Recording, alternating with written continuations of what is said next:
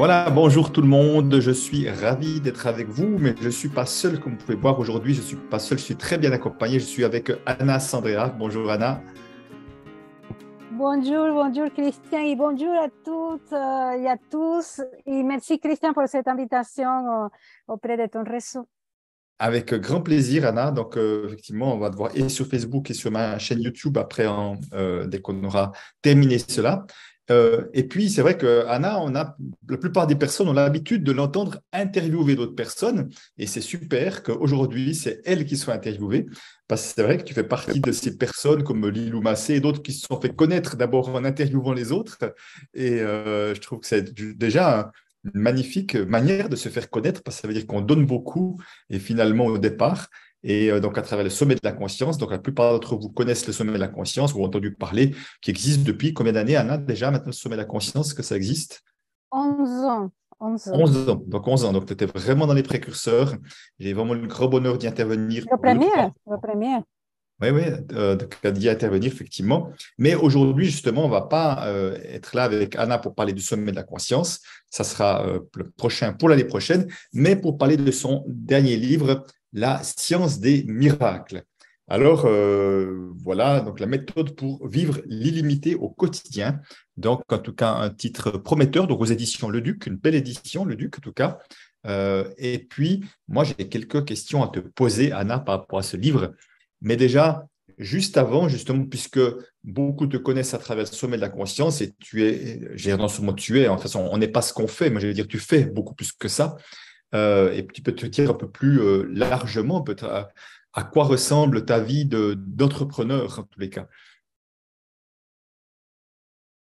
OK. En fait, je ne suis pas que le sommet de la conscience. Le sommet de la conscience, c'est une petite partie de ma vie, si je peux dire. La plus grande partie de ma vie, ce que je fais presque tous les jours, c'est je suis thérapeute spécialisée dans la guérison des blessures émotionnelles, des peurs, des autosabotages, des croyances limitantes et des blessures, je ne sais pas si je l'ai dit, surtout des blessures. Et donc, voilà, ça, c'est mon travail quotidien, le sommet de la conscience. C'est une partie, mais ce n'est pas tout. D'accord, ok, ben oui. Donc, effectivement, effectivement, donc, tu fais l'accompagnement individuel. Je sais que parfois tu animes des groupes aussi, hein. Je sais que ça t'arrive aussi. Ouais. Et voilà, donc simplement, c'était important pour moi que pouvoir remettre peut-être un peu plus de hauteur, justement, pour que les gens te connaissent un peu mieux. Alors, ce livre, La science des miracles, j'ai envie de te dire, quand je l'ai reçu et que j'ai vu le titre, je dis waouh, elle a osé. Elle a osé associer science et miracle qui paraissent à l'opposé l'un de l'autre pour le commun des mortels, on est d'accord? Oui, parce que en fait, bon, je l'explique dans le livre, hein, comment depuis tout petite, mon premier grand miracle de ma vie, je commence par là, le livre arrive à l'âge de 7 ans. Je suis née avec une malformation congénitale, je crois qu'on dit en français, Oui. et ça fait que j'étais souvent très, très malade. Et à l'âge de 7 ans, je dis à ma mère, tu sais, maman, j'étais fatiguée de toutes ces piqûres, de toutes ces douleurs et des opérations et de tout ça. Et j'ai dit à ma mère comme ça m'est arrivé comme ça.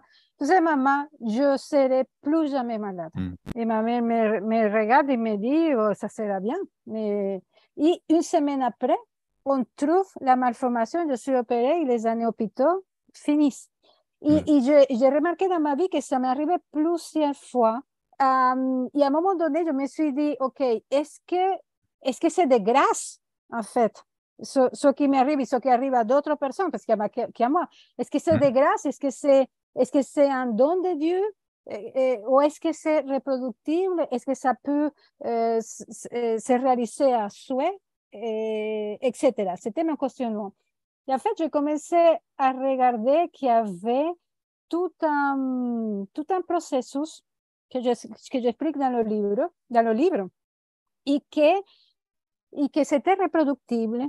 Et donc, et je l'observais pendant très longtemps. J'ai accompagné plus de 5000 clients dans ma vie. Donc, j'ai pu observer plein de choses.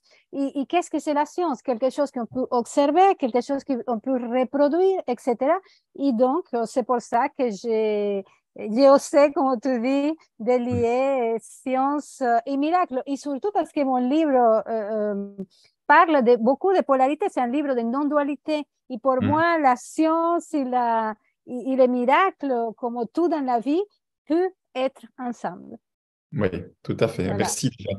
Alors justement, j'ai une deuxième question parce que au fond, quand on parle de miracle, ça paraît des mots qui peuvent être pour certains assez extrêmes. Il y a des personnes qui vont dire non, mais un miracle, moi je ne pourrais jamais vivre un miracle. Alors, j'aimerais bien que tu donnes ta définition à toi de ce qu'est un miracle justement aussi. Oui, c'est important. C'est important parce que, oui, comme tu dis, la plupart des gens, quand on parle de miracles, on s'imagine Jésus en train de marcher sur l'eau, etc. Oui, ben oui. C'est-à-dire des faits qui défient les lois de la nature. Hmm. Et oui, et je suppose, et j'ai entendu, et je me suis documentée pour écrire le livre, il y a beaucoup de faits, si on peut dire, surnaturels qui arrivent à beaucoup de monde. Hein. J'étais impressionnée, et je l'explique dans le livre, par la quantité de faits qui défient la nature, qui peut arriver quotidiennement dans le monde. Okay? C'est Ouais. pas très rare finalement. Hein. Hmm. Mais je ne parle pas de ces faits qui défient la nature. Je parle de ces petites ou grandes situations qui peuvent nous arriver, qui, qui, qui peut parfois passer inaperçues. Je ne sais pas, un appel. Ah, tiens, il y a Christian Junot qui m'a appelé pour m'interviewer pour mon livre. Et donc, cette interview, quelqu'un la voit, il me dit, ah, oui, je vais t'interviewer aussi, ou quelqu'un je sais pas, d'une grande chaîne de télé m'interviewe et mon livre, c'est un best-seller. Et on dit, ah non, mais c'est comme ça. Mais pour moi, je donne à ces synchronicités de vie, à cette fluidité de la vie, et un esprit miraculeux. Parce que, pourquoi c'est miraculeux? Parce que ça peut nous changer la vie, ça peut nous améliorer la vie, et ça peut même parfois nous ouvrir des portes et des opportunités, et des situations, et nous faire évoluer, etc., alors qu'on n'avait même pas prévu de le faire. Parfois, ces situations paraissent anodines, comme je te disais, parfois elles paraissent, on pourrait passer à côté, Ouais. mais elles peuvent vraiment, elles sont beaucoup d'importance. Et je me suis rendu compte, Christian, que cette situation avant, c'est comme avant, je parle de moi, c'est-à-dire quand j'étais très blessée, quand j'avais beaucoup de blocages, quand j'avais beaucoup de croyances, j'avais beaucoup de souffrances dans ma vie, elles étaient plutôt rares. Et ce que j'ai commencé à constater, c'est que quand j'ai commencé à travailler sur moi, quand j'ai commencé à traverser surtout mes blessures, je commençais à voir que ces circonstances devenaient de plus en plus communes ou avec une certaine, comment on dit en français, Ouais, c'est plus habituel, en tout cas. périodicité. La régularité. Elle devenait de plus à régularité, pardon, c'est ça le mot que je cherchais. Et avec une certaine régularité. Et je me dis, tiens, c'est intéressant. Et ça a attiré mon attention. Et je peux vous dire que je crois que ma vie aujourd'hui, je ne suis pas en train de me vanter, a dépassé largement tous mes rêves. Mais grâce à quoi? Parce que je suis très chanceuse, non? Je ne suis pas quelqu'un de très chanceuse. D'ailleurs, ma vie, je me considère quelqu'un qui n'avait pas beaucoup de chance. Hein? Mais je me suis rendu compte, comme je t'ai dit, qu'en travaillant sur mes blessures, en travaillant sur mes blocages, en travaillant sur mes peurs, etc., je suis devenue quelqu'un de chanceuse. Hein? Ouais, je comprends bien. Et donc, je crois que la chance, que la fluidité, que la synchronicité, etc., ça peut vraiment se créer. Et je viens de dire déjà la première clé que je donne dans le livre, c'est vraiment le travail sur tous ces mécanismes qui nous empêchent de vivre la magie de la vie, le miracle quotidien qui nous bloque, qui nous freine, etc. C'est le travail sur nos blessures et surtout, voilà, surtout ces empêchements de vie, si je peux dire. Voilà. Écoute, merci. D'ailleurs, si certains ont des exemples de ce qu'on peut appeler, je mets des guillemets sur le mot miracle, effectivement, dans le sens où tu l'entends, mettez-les en commentaire, que ce soit sur la vidéo sur YouTube ou sur Facebook, ce serait vraiment curieux de vous entendre. Moi, j'ai vécu une situation cet après-midi, c'était amusant. J'accompagnais un ami là, qui a juste passé à la maison, je prenais un petit temps pour l'accompagner. Et à un moment donné, on était assis dehors et puis il me dit, il me parle de son père qui chassait, puis il se sent obligé de chasser avec lui à 17-18 ans. Puis il dit, moi, je ne voulais plus chasser de chevreuil, je ne voulais plus. Et je lui fais un exercice en lien avec la déloyauté. Tu connais un petit peu l'histoire de loyauté et de déloyauté. On se lève et il y a un chevreuil qui était 10 mètres derrière la haie. Ça fait des années que je n'ai pas vu un chevreuil aussi proche de ça. Et il était là, il est resté tranquille. En plus, il n'est pas parti en courant. Il nous a regardé un moment, il est parti tout tranquillement. Mais un truc de fou, quoi. Et quand tu vois ça, tu vois, tu te dis, quand même, c'est quand même un truc de dingue, quoi. Écoute, voilà, ça pour moi, c'est un miracle. Ouais, moi aussi, je suis Comme d'accord tu avec dis, toi. ça fait des années qu'il n'y a pas un chevreuil qui est passé par là. Et le jour où tu travailles sur un chevreuil, je ne peux pas appeler ça autrement. Sauf que on a, les religions se sont un peu accaparées du mot miracle et ça nous empêche de voir parfois que la vie est un miracle en soi. Pour moi, un coucher de soleil, c'est un miracle, en fait. Et une des propositions de mon livre, parmi toutes celles qu'il y a à l'intérieur, c'est de reconnecter avec la magie de la vie, avec l'enchantement de la vie, et en fait, et ouvrir nos regards à ces choses extraordinaires et magnifiques, comme celle que tu viens de me raconter, qui nous arrive, et ça va enchanter notre vie et la faire beaucoup plus belle. Oui, tout à fait. C'est vraiment ça. Et d'ailleurs, juste pour la petite histoire, un mois après, j'avais un gros paquet comme ça, il y a plein de livres dedans. Et on travaillait sur la paternité potentielle de cet homme-là. Et je dis, prends juste un livre comme ça, il tire un livre et il y a la photo de ma petite fille, bébé, sous la couverture. Donc, il y avait un seul livre sur 30 avec un enfant et il tire celui-ci. Je dis donc, toi, lui qui disait que tu es très mental, je dis, à mon avis, tu es très inspiré. Mais tu ne te laisses juste pas cette inspiration venir à toi parce qu'il y a toutes les preuves pour moi que tu es quelqu'un de très inspiré, à mon avis. Et justement, peut-être, puisque je parle de ça, au fond, ça parle un peu de ce que tu dis là tout à l'heure, c'est que ce sont nos propres limites ou nos propres croyances limitantes qui nous empêchent de vivre cette magie-là, finalement. Tout à fait, tout à fait. Et comme je te racontais tout à l'heure de que il y a quelques années, moi, je disais, mais je me croyais vraiment malchanceuse. Je disais, mais je, je, je voyais que des difficultés dans ma vie, quoi. Et j'avais l'impression que ça arrivait aux autres, que oui, que j'étais consciente que le miracle, que la magie existait, etc. Mais j'étais convaincue que ça ne pouvait pas m'arriver à moi. Et je me rends compte, Christian, que j'avais cette vision parce que je ne m'aimais pas, parce que j'étais en doute de moi-même, parce que je ne me croyais pas avoir le droit ou je ne me sentais pas autorisée, en fait, à vivre ces synchronicités. Tout de suite, je les bloquais. Je disais, non, mais ça ne m'arrive pas à moi. Je ne suis pas quelqu'un de chanceuse. J'étais convaincue que j'avais la malchance, on peut dire. Hein. Et donc, qu'est-ce qui s'est passé en fait? Qu'est-ce qui s'est passé? Pourquoi ça a changé dans ma vie? C'est que j'ai commencé à accueillir, à traverser, à libérer ces endroits en moi où je croyais et je n'étais pas autorisée, où je croyais, par exemple, je te donne un exemple parce que je sais que ça va te parler parce que tu parles beaucoup de ça. Je sais, j'ai découvert des années après que mon père voulait un garçon. Et je sais qu'à un niveau, le fait d'être une femme, je ne me sentais pas autorisée à certaines choses ou je n'étais pas légitime, tu vois.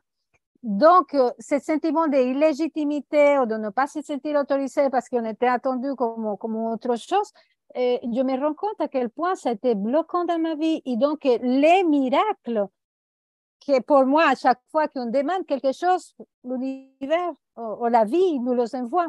Mais c'est cette non-autorisation, ce sentiment d'illégitimité qu'on dit, bah non, ça ne peut pas m'arriver à moi. c'est inconscient, hein? C'est pas qu'on est en train de dire ça va pas m'arriver à moi ou j'ai pas le chance. Je n'étais pas tout le temps en train de dire ça. Mais il y avait comme quelque chose d'énergétique qui, qui, qui freinait, un bouclier, si on peut dire, énergétique, qui faisait que ce que je demandais, tac, ça s'est cogné contre ce bouclier. Et je suis sûre que beaucoup de gens peuvent se retrouver dans cet exemple. Tout à fait. Et oui, oui, absolument, je te rejoins pleinement. Donc, vraiment, ce que je retiens et ce qui est aussi ton quotidien, mon quotidien d'accompagnement, c'est que c'est nous qui nous bloquons, nous qui bloquons nous-mêmes le flux de la vie, en tout cas la magie de la vie. Hein, c'est pas l'extérieur qui nous veut du mal, c'est de nous à nous que ça se passe au départ. Hein. Et j'aimerais Et c'est pas qu'on... Attends, juste par Vas-y, rapport à vas-y. ce que tu dis, c'est pas qu'on s'est vu du mal, parce que Non. c'est pas que je disais non, mais je suis pas une bonne personne, ou je suis une fille, donc je n'ai pas le droit d'avoir ça et ça et ça. C'est inconscient. 95% de nos systèmes sont inconscients. Donc, Mhm. on peut faire la loi d'attraction et tout ce que tu veux. Si il y a un système qui dit je suis une fille, je n'ai pas le droit, je ne suis pas légitime, mais vraiment, il faut que tu te lèves tôt hein, Oui, on est d'accord. pour faire la loi d'attraction parce qu'il y a un blocage qui empêche. Il y a parfois certaines petites choses qui peuvent passer parce qu'on est puissant en fait. Ouais. Malgré tout ça, il y a des choses qui passent. Mais ce qui est intéressant, c'est qu'enlever ce blocage, enlever cet empêchement, enlever tout ça, c'est pas difficile et on peut ouvrir grand les portes des opportunités, etc., etc. Ouais. Super, merci. Anna, j'avais souvent une question et tu m'as tendu la perche, tu parles de loi d'attraction. Oh, il existe plein de livres, évidemment, tout le monde connaît le livre Le Secret, enfin, en tout cas beaucoup. Mais j'aurais envie que tu dises avec tes mots, qu'est-ce qui est différent dans ton livre par rapport à un livre comme Le Secret, qui est souvent le livre de référence sur la loi d'attraction. Bah, je voulais déjà dire que je trouve que la loi d'attraction, le secret, la pensée positive, non, tout ça, c'est très puissant. Et en Mhm. même temps, moi, qui depuis des années, je suis intéressée par tous ces sujets, j'étais gênée par plusieurs choses, notamment, par exemple, si prenons la pensée positive, OK? Que Mhm. c'est plus ou moins la même chose de la loi d'attraction et tout ça. On te dit, tu as besoin de pensées positives, bien, d'avoir une attitude positive, d'avoir des émotions positives pour que quelque chose arrive dans ta vie, OK? Et des actions positives aussi. Mais mon constat, comme je te dis, accompagné de milliers de personnes, c'est que la plupart des gens, moi y compris, quand je demande quelque chose, peut-être moi maintenant, parce que voilà, j'ai tout ce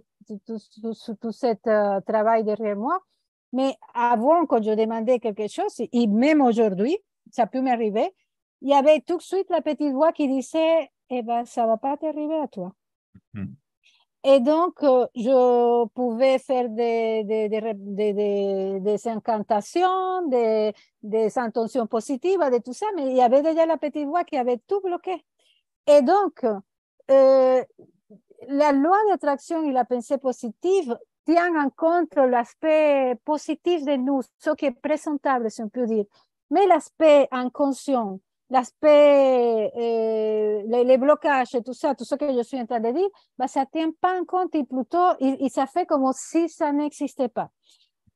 Et tu sais, Christian, parce que tu es thérapeute et tu travailles dans tous ces sujets, que cette partie de nous qui se présente comme blocage, comme difficulté, comme des empêchements, c'est la souffrance, et souvent la souffrance d'un petit enfant. C'est pas, comme je Mhm. disais tout à l'heure, c'est pas qu'on est méchant, c'est pas qu'on veut se faire la vie difficile ou qu'on se veut du mal. Cette partie sont là pour une raison très intéressante. Cette partie veulent qu'on les reconnaisse, veulent être vus, veulent, veulent je ne sais pas si tu te rappelles je crois que c'était La Belle au bois dormant, tu sais, la fée méchante qui Mhm. était très fâchée parce qu'elle n'était pas invitée à la... En plus, ces parties sont comme ça. Et elles veulent faire partie de la fête. Et donc, quand on ne les voit pas, on ne veut pas les voir, c'est pas présentable, on crée une polarité, on crée une dualité. Et donc, ça met tendance à se compliquer, à être beaucoup plus dur, à être beaucoup plus difficile. Non, mais moi, dans tel sujet, je expliquerai pourquoi après, dans certaines choses, on n'arrive pas et dans d'autres, oui. Et je n'arrive pas. Et moi, ce que j'ai remarqué, Christian, c'est que quand on invite cette partie qui ne croient pas, qui sont en doute, qui sont en souffrance, etc., à faire partie de la création, cela devient beaucoup, beaucoup plus puissante. Ouais. Tu es encore là parce qu'il y a un petit Oui, panneau oui. qui dit votre connexion est instable. Alors non, moi je t'entends bien, je te vois bien en tout Ah, cas. ok. Donc c'est Ok, bon. ok, ok. Donc oui, Voilà. merci. Oui, vas-y, Et vas-y. donc, la différence, j'insiste que la différence, ma proposition, c'est que c'est un processus de non-dualité.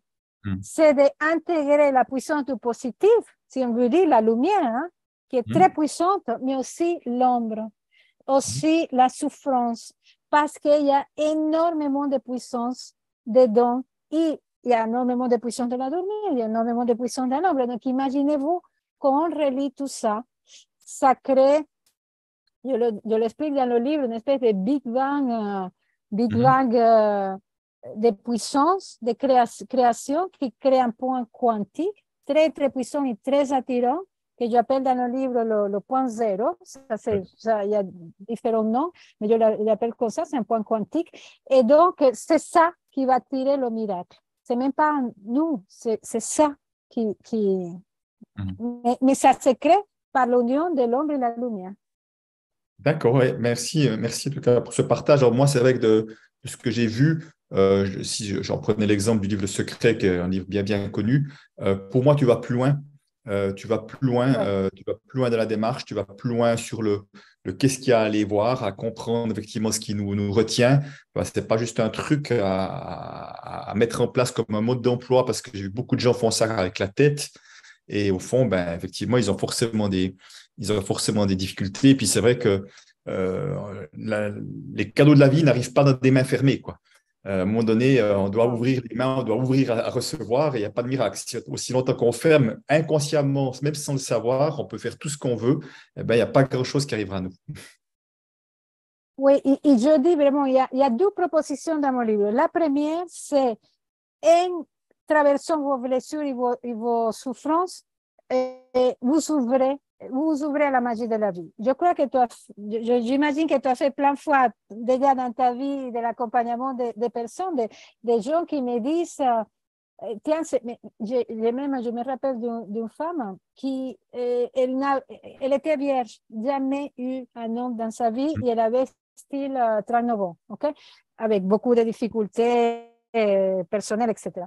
Et, elle vient à la science et elle, c'est une adepte de la droite. Attention, je crois que je le donne ne suis pas sûre, mais je crois que je donne l'exemple dans le livre. Il me dit, écoute, j'ai un super travail, ma vie va super bien, etc. Mais au niveau des hommes, c'est là où ça va pas bien. Je vous fais pas l'histoire longue, c'est une histoire voilà, avec le père qui était abusif avec elle, etc. Voilà, vous pouvez vous imaginer qu'il y a des blessures derrière, ça n'arrivait pas par hasard.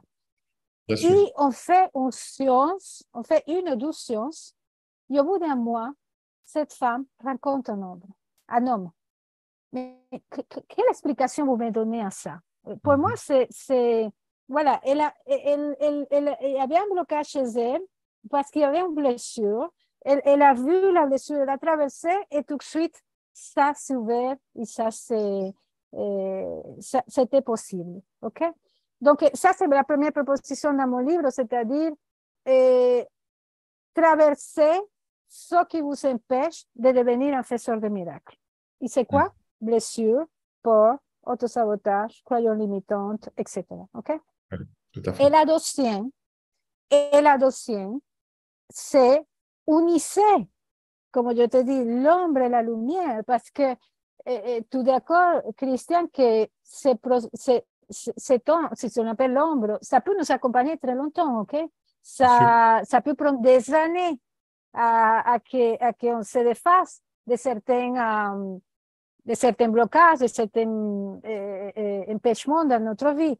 Et donc, vu que vous avez ces empêchements, vu que c'est aujourd'hui dans votre vie, mettons ça au service de votre création.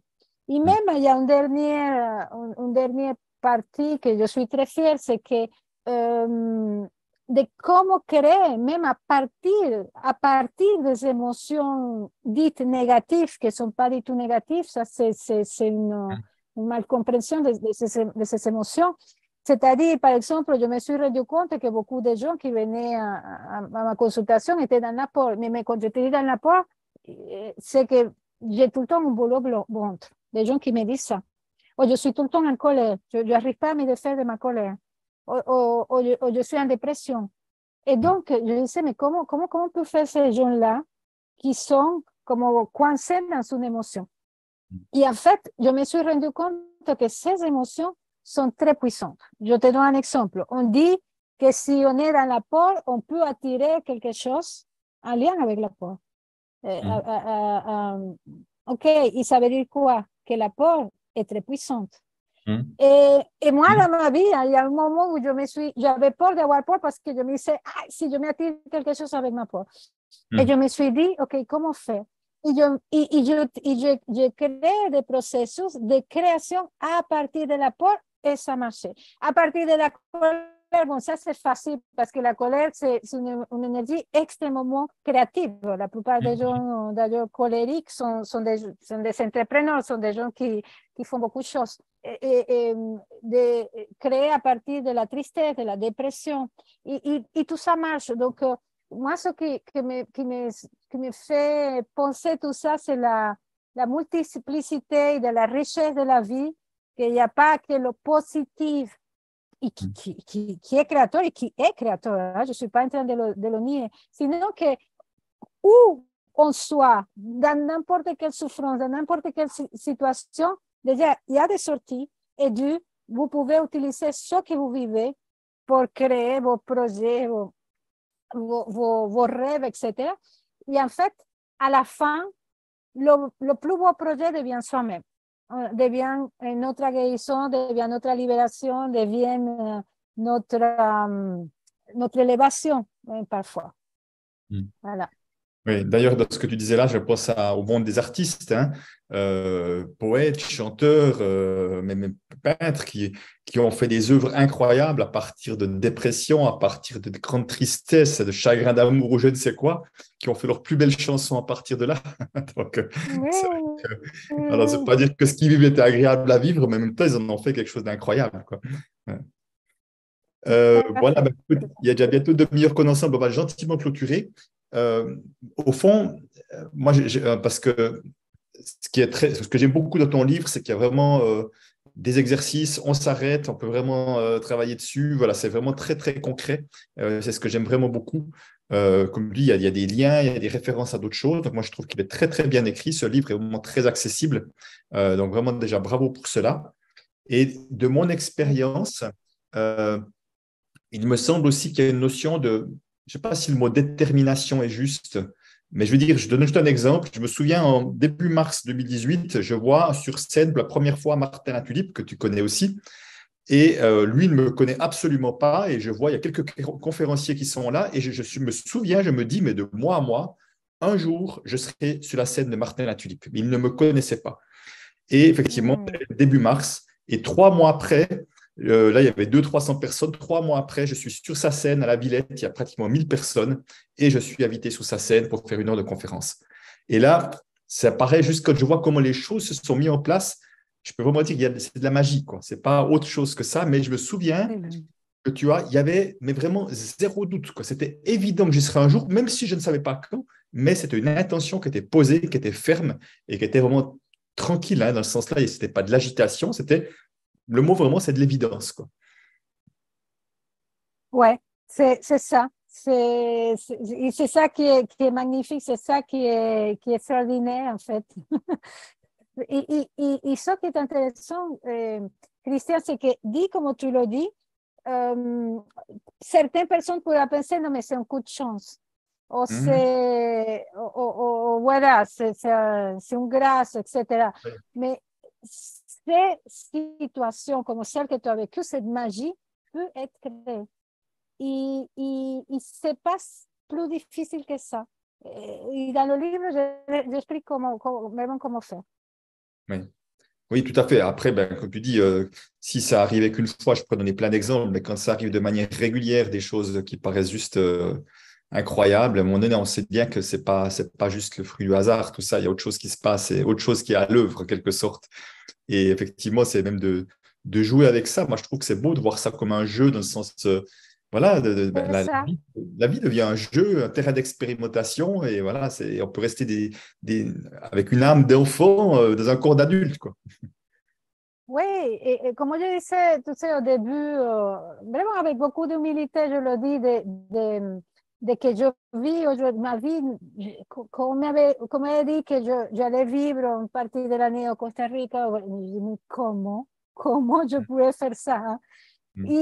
Et aujourd'hui, moi, je m'amuse beaucoup à connaître à pousser des limites, tu vois?